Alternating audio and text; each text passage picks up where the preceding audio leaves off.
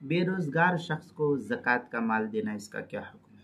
چنانچہ اگر بے روزگار آدمی غریب ہے، نصاب کا مالک نہیں ہے، تو اس کو زکوٰۃ دینا جائز اور درست ہے۔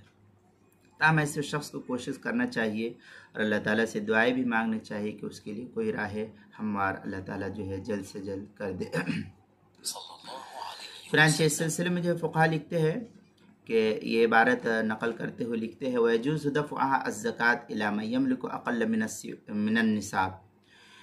یہ فتاوی ہندیہ کی عبارت ہے، کتاب الزکاة الباب السابع فی المصارف، اس کے تحت جو ہے نقل کیا ہے البحر کیا نام ہے فتاوی ہندیہ جلد نمبر 1 صفحہ نمبر 189، البحر الرائق جلد نمبر 2 صفحہ نمبر 240، فتاوی شامی جلد نمبر 2 صفحہ نمبر 339 پر اس کو نقل کیا ہے۔